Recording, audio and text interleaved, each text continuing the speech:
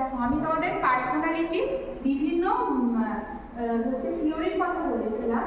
সেক্ষেত্রে আমরা এর আগে অনেক টেইট থিওরি পড়েছি। তার মধ্যে দেখো আরেকটা আছে ম্যাকগ্রেগ এবং ফস্টার বিগ ফাইভ ফ্যাক্টর, মানে পার্সোনালিটির যে থিওরি সেটা আমরা আজকে পড়ব। ঠিক আছে, এখানে দেখো এখানে আমাদের আগে জানতে হবে কি ট্রেইট কি। ট্রেইট বলতে কি আমাদের যে বিভিন্ন বিভিন্ন যে বৈশিষ্ট্য আছে সেগুলোকে একত্রিত করে যেটা নেওয়া হচ্ছে। এখানে দেখো ম্যাকগ্রেগ এখানে 5টা ট্রেইটের কথা বলেছে। ঠিক আছে, 5টা ট্রেইট, এখানে 5টা ট্রেইট দেখো।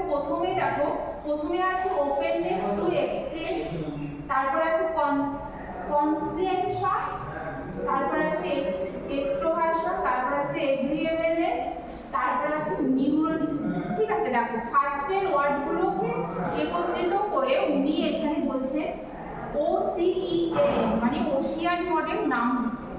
ঠিক আছে, প্রথমটা দেখো, প্রথমে আছে openness to experience. Openness to experience বলতে বোঝানো হচ্ছে আমরা যখন কোনো একটা ব্যক্তিত্ব দেখো আমরা অনেকে আছে কি চুপচাপ থাকি, আবার অনেকে আছে কি সবার সঙ্গে কথা বলতে ভালোবাসি, হাসি আড্ডা দিয়ে থাকি, তাই না?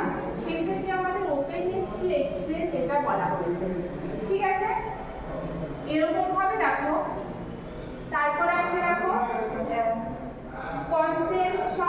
কনসেনসাস, তারপর আছে এক্সট্রোভার্সন।